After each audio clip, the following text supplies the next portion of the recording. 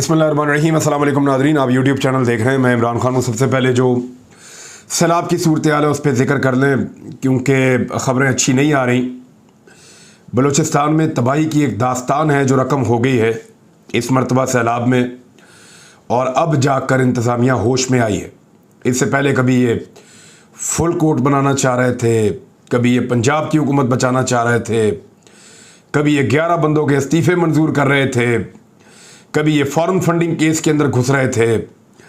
हर वो काम करना था जिससे इनका इक़्तिदार बचा रहे और ये इक़्तिदार के साथ या कुर्सी के साथ चिमटे रहें, कुर्सी के साथ चिमटे रहें, उसको छोड़े ना। हर वो काम कर रहे थे और अब बलूचिस्तान की तरफ तवज्जो दी है तो तबाही की एक दास्तान उस वक्त तक रकम हो चुकी है। लोगों को बचाने का, उनको सेव करने का कोई बंदोबस्त नहीं किया गया।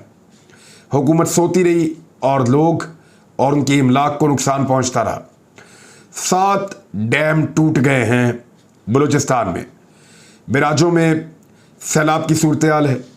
सक्खर बैराज से मज़ीद लाशें बरामद हो रही हैं और अब तक की इतला के मुताबिक 130 से ज़ायद अफराद जाँ बहक हो चुके हैं। ये मैं आपको बलूचिस्तान की दास्तान सुना रहा हूँ कि बलूचिस्तान में सूरत हाल इतनी ख़राब है कि अब तक की इतला के मुताबिक 130 से ज़ायद अफराद जाँ बहक हो चुके हैं। कुछ लोगों को कहना है कि 135 से ज़ायद हैं, लेकिन 130 से ज़ायद कन्फर्म हैं। और इस महीने में जो लाशें मिल रही हैं पानी में बहती हुई, ये मिसाल कभी माजी में ऐसे नहीं मिली और लगातार पानी बढ़ता चला जा रहा है। किसी जगह पे हुकूमत कोई पेशन गोई नहीं कर सकी, कहीं लोगों को ख़बरदार नहीं किया गया, कहीं लोगों को पहले से नकल मकानी नहीं करवाई गई। वो सारी चीज़ें जो आज से 10 साल पहले का, 20 साल पहले का पाकिस्तान करता था, इस इम्पोर्टेड सरकार ने ऐसी अफरा तफरी इस मुल्क में फैलाई है कि कुछ भी नहीं हो सका। Very unfortunate. मेरी अल्लाह से दुआ है कि अल्लाह ताला पाकिस्तानियों की और मेरे गरीब हम वतनों की हिफाजत करे। यहाँ की हुकूमतें इस काबिल नहीं हैं। ख़ास तौर पे जो हुकूमत अब बनी है, ये चोर रास्ते से आई है। इसकी कोई तवज्जो गरीब या उसकी जान, उसके माल या उसकी आबरू की हिफाजत के लिए नहीं है। ये सिर्फ अपने इक़्तिदार के लिए और अपने केसेस को ख़त्म करने के लिए आए हैं और उसी तरह से अपनी ज़िंदगी गुजार रहे हैं। अब आ जाएँ कुछ और ख़बरें हैं उनकी जानिब भी इमरान खान साहब ने, क्योंकि साथ साथ आपको पॉलिटिकल जो इन्फॉर्मेशन है वो भी आपको मुझे देनी है।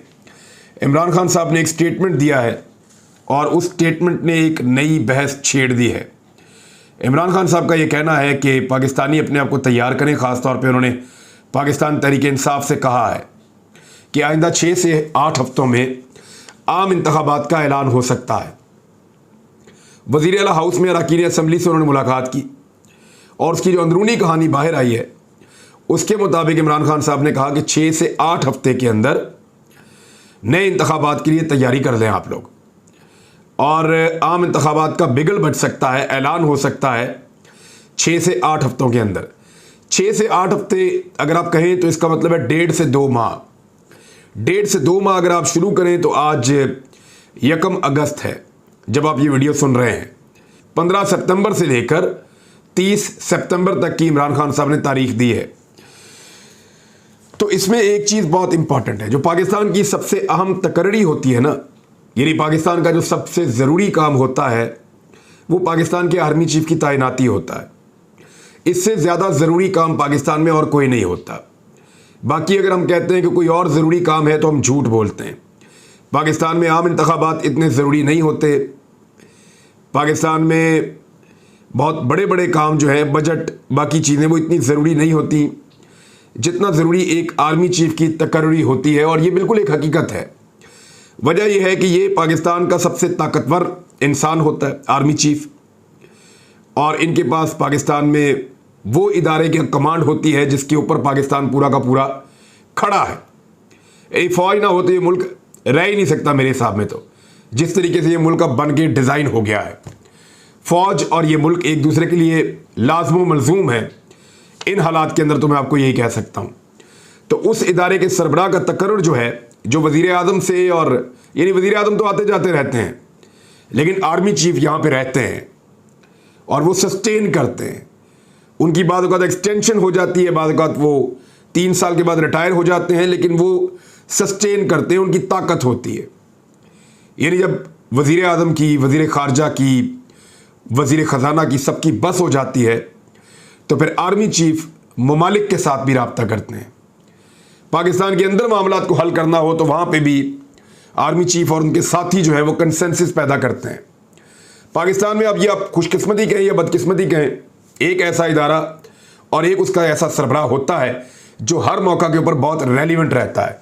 तो आर्मी चीफ की तैनाती से ज़्यादा इंपॉर्टेंट काम मेरी नज़र में, मेरी दानिश में पाकिस्तान में कोई और नहीं हो सकता। तो क्या एक निगरान हुकूमत आर्मी चीफ की तैनाती कर सकती है? ज़रा तकनीकी बुनियादों पे इसको आप समझें। निगरान हुकूमत वैसे तो 2 महीने की होती है। अगर कोई असेंबली अपनी मुद्दत पूरी करे यानी 5 साल पूरे करे तो निगरान हुकूमत आएगी 2 महीने की। 60 दिन के बाद आम इंतखाबात होंगे और चंद दिनों में एक नई हुकूमत बन जाएगी। लेकिन अगर कोई हुकूमत अपनी मुद्दत पूरी ना करे और वक्त से पहले वो हुकूमत ख़त्म हो जाए तो फिर निगरान हुकूमत जो आती है वो आती है 3 महीने के लिए, 90 दिन के लिए। उसके बाद वो 90 दिन के बाद इलेक्शन करवाते हैं और चंद दिनों में हुकूमत बन जाती है। अब ज़रा आप दिनों का अंदाज़ा कर लें कि इमरान खान साहब ने जो टाइम दिया है ये 15 सितंबर से शुरू होता है और सितंबर के आखिर तक जाता है, यानी आप कह लें 1 अक्टूबर तक। तो अगर 15 सितंबर को भी होगा, अगर इमरान खान के कहने के मुताबिक अगर 6 हफ्तों में असम्बलियाँ टूट जाती हैं और नए इंतखाबात का ऐलान हो जाता है 6 हफ्तों में, तो होगा क्या? 15 सितंबर में जल्द से जल्द भी होगा तो 15 सितंबर में होगा, 15 अक्टूबर, 15 नवंबर और 15 दिसंबर। आर्मी चीफ की तैनाती होनी है 29 नवंबर को। तो इसका मतलब है कि अगर 15 दिसंबर को इलेक्शन होने हैं या 1 जनवरी को इलेक्शन होने हैं, क्योंकि अगर 15 सितंबर को नहीं तो फिर 1 अक्टूबर को या 30 सितंबर को आगे जाके ये असम्बलियाँ तहलील होकर इलेक्शन का अनाउंस हो सकता है, अगर इमरान खान साहब के 8 हफ्ते मान लिए जाएं तो फिर इलेक्शन जो है वो इमरान खान साहब के हिसाब से जो चीज़ आ रही है 15 दिसंबर से 1 जनवरी तक इलेक्शन हो सकता है। तो इसका मतलब है कि निगरान हुकूमत के दौरान नए आर्मी चीफ की तैनाती का मसला आएगा, ये नहीं हो सकता, ये टेक्निकली मुमकिन नहीं है। या तो ये असम्बलियाँ तहलील हो जाएंगी 15 से 20 अगस्त के दरमियान और फिर नवंबर के मिड में इलेक्शन हो जाएंगे और नई बनने वाली हुकूमत अगले आर्मी चीफ का तकर्रुर कर देगी, ये मैं आपको टेक्निकली बता रहा हूँ। या फिर ये असम्बलियाँ या ये जो वज़ीर आज़म है या ये जो सेटअप है ये नए आर्मी चीफ का तकर्रुर करेगा और उसके बाद असम्बलियाँ तहलील होंगी। नए आर्मी चीफ के तकर्रुर के टाइम पे यानी 29 नवंबर को ऐसा मुनासिब नहीं लगता या ऐसा लगता नहीं है कि एक निगरान हुकूमत पाकिस्तान में होगी, और अगर निगरान हुकूमत होगी तो वो कैसे एक ऐसी आईनी ओहदे के ऊपर तकर्री करेगी जो बहुत इंपॉर्टेंट है। अच्छा, इसकी 1-2 चीज़ें और भी हैं। मैंने आज कुछ वकला से पूछा, मुझे कल तक जवाब मिलेगा। जो लोग कानून को, आइन को जानते हैं वो बताएंगे कि क्या कोई ऐसा सलूशन है कि पहले से एक फ़ैसला कर लिया जाए और वो उस तारीख को जाके इम्प्लीमेंट हो जाए, कंसेंसस के साथ एक फ़ैसला कर लिया जाए और 29 नवंबर को जाके इम्प्लीमेंट हो जाए। ये भी मैंने सवाल रखा हुआ है। एक सवाल ये है कि क्या ये मुमकिन है कि ये सारी पॉलिटिकल पार्टीज़ मिलकर एक ऐसी कानून साजी कर दें और एक रास्ता बना दें कि आर्मी चीफ का तकर्रुर आज के बाद खुद ब खुद हो जाया करे, यानी पहले से पता हो कि ये सबसे सीनियर है, ये आर्मी चीफ बन जाएंगे और वो जो ऑप्शंस वाला मामला है वो ख़त्म हो जाए। ये 2 सवालात हैं, ये मैंने रखे हैं जो आईनी माहिरीन है उनके सामने। कल तक मुझे इनके तसल्ली बख्श जब जवाबात मिल जाएंगे ये मैं आपके साथ शेयर करूँगा। लेकिन ये बड़ी अहम चीज़ है जो इमरान खान साहब ने कही, लेकिन उनके कहने के पीछे एक चीज़ तो समझ आ रही है कि इमरान खान साहब जो 6 से 8 हफ्ते की बात कर रहे हैं ना, इसका मतलब है क्योंकि 8 हफ्ते के अंदर ही वो इंतखाबात आने हैं जो 9 नशिस्तों के ऊपर होंगे। 9 नशिस्तें याद है ना आपको? 11 पे फारिग किया पाकिस्तान तहरीक इंसाफ के लोगों के इस्तीफे मंजूर करके। 2 मखसूस नशिस्तें हैं, वो ऑटोमेटिकली पाकिस्तान तहरीक इंसाफ की लिस्ट में से 2 खवातीन ऊपर आ जाएंगी। क्या वो खवातीन आएंगी? क्या वो हलफ लेंगी या इमरान खान के साथ वफादारी करते हुए हलफ लेने से इनकार कर देंगी? ये एक बड़ा सवाल है। दूसरा, वो जो इंतखाबात बाकी 9 नशिस्तों के ऊपर होंगे, वहाँ पे पीडीएम ने तो ये फैसला किया है, फजलुर रहमान ने, शहबाज शरीफ ने, बाकी सब ने मिलकर, कि हम सब ने मिलकर इलेक्शन लड़ना है वहाँ पे इमरान खान को शिकस्त देने के लिए। लेकिन इमरान खान साहब इलेक्शन के अनाउंस की जो तारीखें बता रहे हैं, इससे ये अंदाज़ा होता है कि उनकी ये ख्वाहिश है कि कुछ भी हो, आम इंतखाबात हो जाए या आम इंतखाबात की अनाउंसमेंट हो जाए, इन 9 नशिस्तों के ऊपर ज़िमनी इंतखाब ना हो। ये इमरान खान साहब की ख्वाहिश हो सकती है। एक कॉलम लिखा है और वो लिखा है आर्टिकल वहीं पे नजम सेठी साहब, और फरमा क्या रहे हैं वो ज़रा मैं आपको बता देता हूँ। नजम सेठी साहब लिखते हैं फ्राइडे टाइम्स के अंदर, उसका मैं आपको ट्रांसलेशन पढ़ के बता देता हूँ कि जो वो कहना चाह रहे हैं। उन्होंने कहा कि पीडीएम का ये मामला तय था कि वो फ़ौरन आम इंतखाबात करवा देंगे, जबकि अबूरी सेटअप जो है वो आईएमएफ के साथ मुज़ाकरात करेगा और नए आर्मी चीफ की तकर्री भी करेगा। मौजूदा चीफ जो हैं उनको सेफ एग्जिट देगा और बाहर के किसी मुल्क के अंदर उनको नौकरी का बंदोबस्त भी करेगा। अब इस किस्म की चीज़ें जो हैं वो लिख रहे हैं नजम सेठी साहब। ये इन्फॉर्मेशन इनको कहाँ से मिलती है मेरी समझ से बाहर है। ख़ुद को बहुत बड़ा सहाफ़ी ये क्लेम करते हैं, लेकिन पीडीएम आम इंतखाबात अगर जल्दी करवा देता है, फ़र्ज़ करें, और फ़ौरन आम इंतखाबात में चला जाता है, तो ये तो उनको सूट नहीं करता। और अगर निगरान हुकूमत आर्मी चीफ की तकर्री करती है तो क्या ये आईनी नुक्ता नज़र से ठीक होगा? ये सवाल मेरे दिमाग में बदस्तूर मौजूद है और बहुत सारे लोग ये सवाल पूछ रहे हैं। तीसरा, ये आर्मी चीफ के बारे में ये कहना कि उनको सेफ एग्जिट दिया जाएगा या उनको बाहर मुल्क में नौकरी का बंदोबस्त करवाया जाएगा या सेटल उनको करवाया जाएगा, ये चीज़ें क्या तय थीं? और नजम सेठी साहब ये क्लेम कर रहे हैं। मेरे ख्याल में जिन लोगों ने मुझे गिरफ्तार करवाया था उनको चाहिए कि वो नजम सेठी साहब से इन सवालात का जवाब मांगे। अगर वो उनको देने के लिए राज़ी हों तो उनसे जवाबात लिए जा सकते हैं।